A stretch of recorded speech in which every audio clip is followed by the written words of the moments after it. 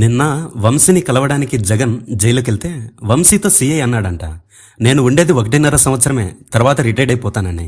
నువ్వు రిటైర్డ్ అయినా, సప్త సముద్రాల అవతల దాక్కున్నా, అన్యాయం చేసిన ప్రతి ఒక్కడి బట్టలుడదీసి నడి రోడ్లో నగ్నంగా నుంచోబెడతాం, ఒక్కొక్కడి అంతు చూస్తామని జగన్ సీరియస్ వార్నింగ్ ఇచ్చేసరికి ఈ రోజు మిర్చి యార్డుకి ఒక్క పోలీసును కూడా పెట్టలేదు. కానీ ఏమైంది? సాక్షాత్తు ఎమ్మెల్యేలు, ఎంపీలు అందరూ కలిసి ఆ జన ప్రభంజనంలో సైనికులుగా నిలబడి జగన్కి నీరాజనం పలికారు. సముద్రానికి సిమెంటుతో గోడ కట్టాలనుకుంటే ఎలా? ఆ గోడను బద్దలు కొట్టడానికి ఒక్క అలచాలు ఊరు వల్లకాడైపోతుంది.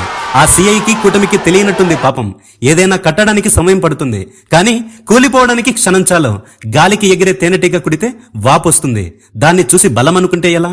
2 రోజులు ఆగితే వాపు గీపు అంతా తగ్గుతుంది. ఈవీఎంల మోసాలతో గెలిచిన గెలుపు కలకాలం ఉంటుందనుకుని భ్రమల్లో బ్రతికితే ఎలా? కారే కన్నీటి బొట్టు కాల్చి పడేస్తుంది. కొంచెం వెయిట్ చేయండి బాబుగారు.